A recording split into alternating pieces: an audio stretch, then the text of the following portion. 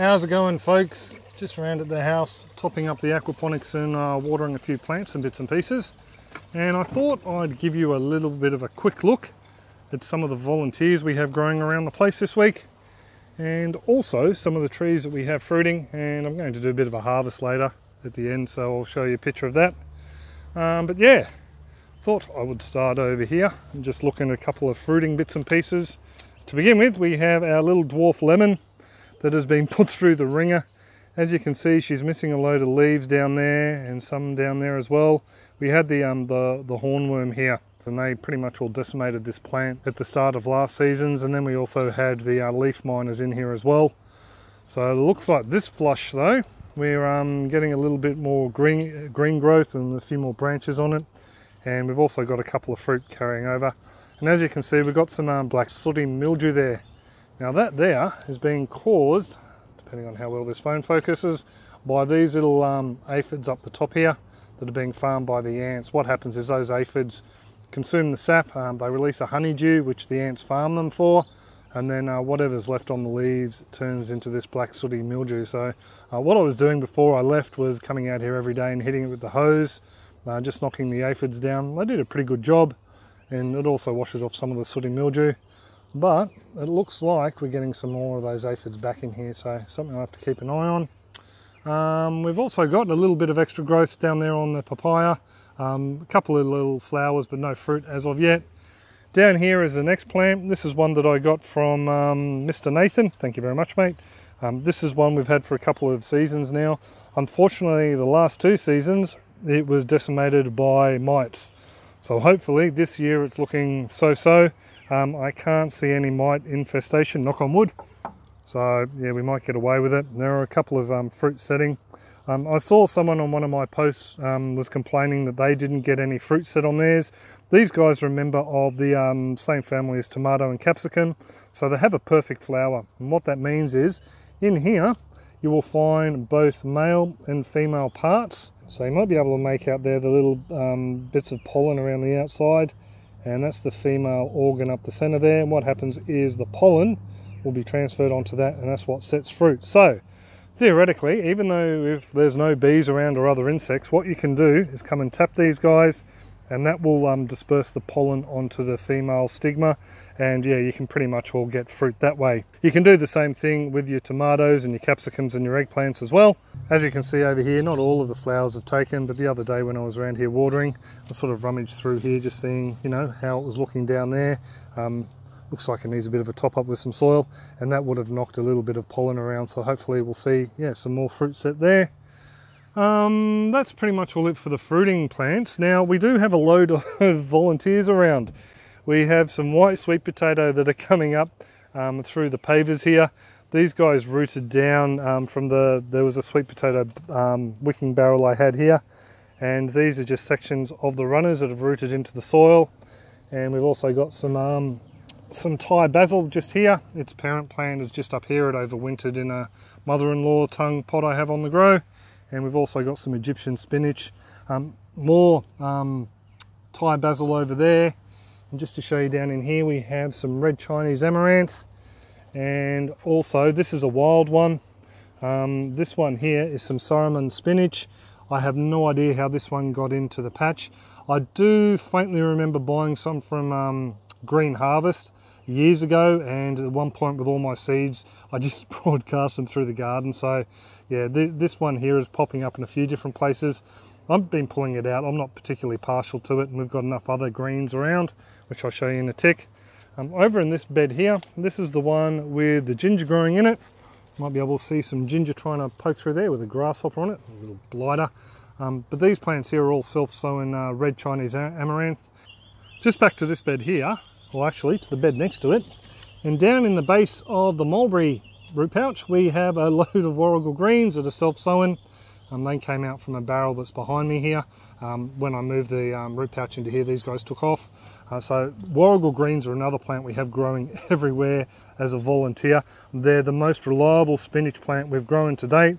They do okay through summer, especially if they're in a nice sheltered position like this, and during winter they do exceptionally well. We like to use these guys a lot in a pasta dish. Also too, they make an awesome palak. which is a spinach curry of sorts. We use it in a lot of things. We also use it in just a normal sort of red curry. We'll throw a bit of that in as well to give us some greens.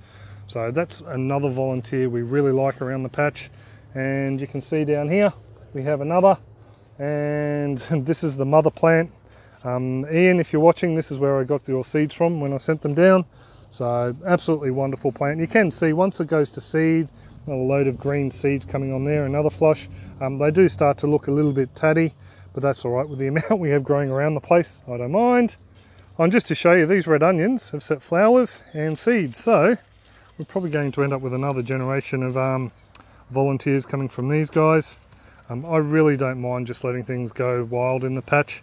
I mean, it's one of those things, worst case scenario, I've either have to run over it with a lawnmower or hit it with a line trimmer. We'll take a bit of a wander down the back.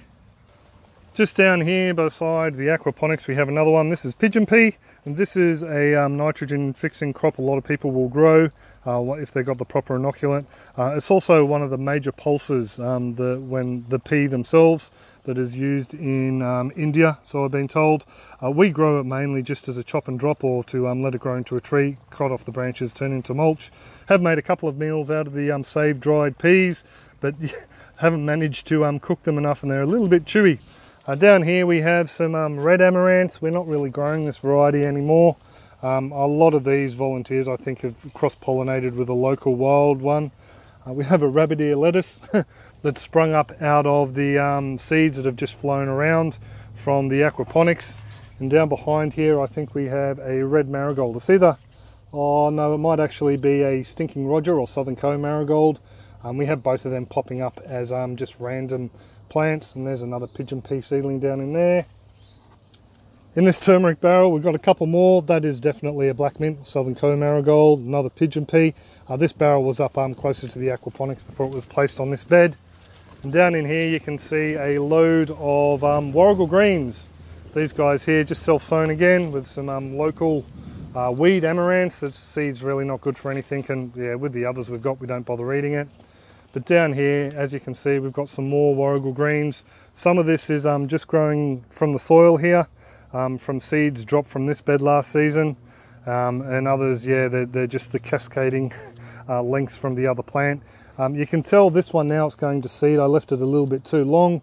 The leaves are starting not to look as nice and green and lush, whereas these ones down here, they haven't gone to seed yet, and as you can tell, they're looking nice and green and juicy. A couple of flowers. Oh no, that's not a flower, it's just another leaf stem. But yeah, once they start to set flower, I do notice a drop in quality of the greens. And as if you don't need any more convincing, there's some more volunteer warrigal greens. They've just crept into this mixed ginger bed here, and they're doing rather well too. So I really should hook into some of these guys and harvest them. The problem is we don't have a large freezer at the moment because we're not in the house. So I can't really harvest these guys and store them for later at the moment. And down this back bed, this is all pretty much all volunteers down in here, because the plan was to empty this bed and put a banana bed here. So in here we have what I'm fairly sure are the broad ripple yellow currants. Some people down in Florida like to call them cherry tomatoes, Frank, but you know, they are yellow currants. Down here we have some more volunteer turmeric from a harvest from 18 months ago now, I think. Just back up towards the aquaponics again, and I missed this one. I should have mentioned this before. This is going to be a volunteer whether we like it or not. This is a flat leaf parsley that we've just let go to seed in this wicking barrel here. So I dare say in a couple of weeks time we're going to end up with seeds spread around the yard. So that's something to look forward to. This wind's starting to pick up. So I suppose I better get cracking on picking some dinner. We're going to take off some of this Okinawan spinach. As you can see, we certainly do have a lot to harvest. I really need to sort something out quick smart though, because I'm noticing damage from the magpie moth caterpillar.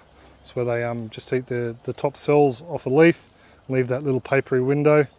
And looking at the amount of food in here, if I don't reduce the amount of food or look after the caterpillars, we're going to end up with a bit of a bumper crop of caterpillars. So anyway, what I might do is I might stop rabbiting on. I'm going to harvest some bits and pieces from the patch. Might actually come in here and grab some of this stuff that's sort of laying over the front of the sump tank actually.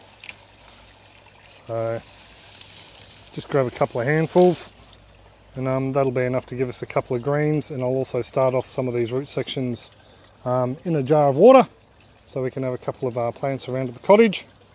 So the other thing I'm going to harvest is a couple of beetroot from down here, just from the aquaponics. Shake the clay balls out of them.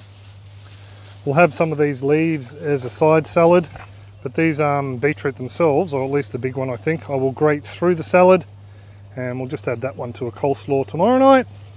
Just got to pull them out of the brahmi now. And the last lot of greens and or purples I'll be harvesting is just a couple of these stalks of the Red Amaranth. These guys here, they tend to taste a lot better before they start to flower, so I think what I might do is just take out two of the larger plants, maybe even this one here. Just make sure I don't chop off any ginger stems.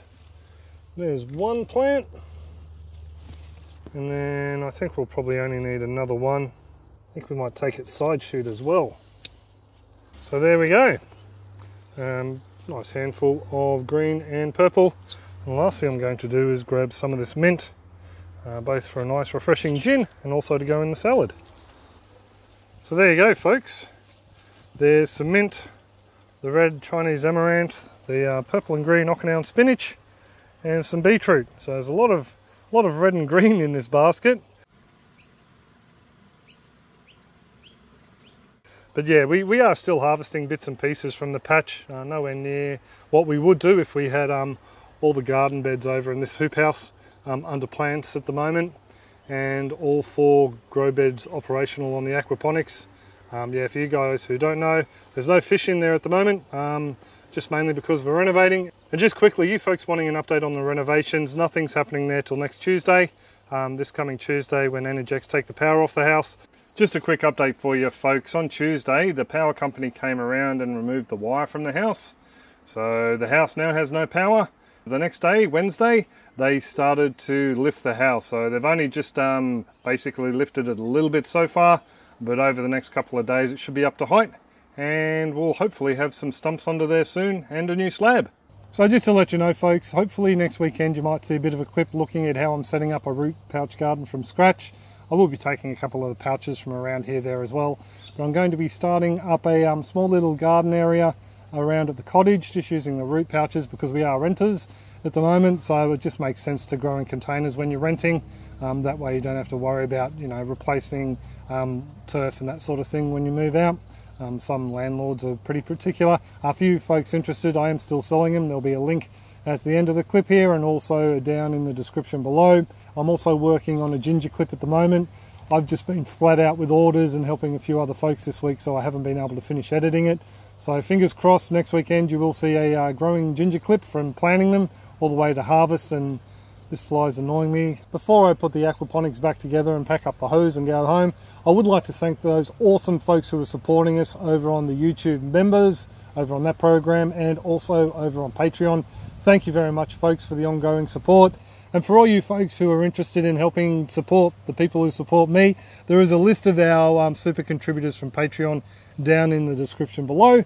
So if you could go down there and click on their links to their Facebook pages and websites and show them some love, I'd really appreciate it. I will pretty much leave it there though. I do hope you've enjoyed this little bit of a catch up on the volunteers, fruiting plants, and a small harvest I've taken from the patch today. And I will catch you next clip. Cheers folks, and have a top one.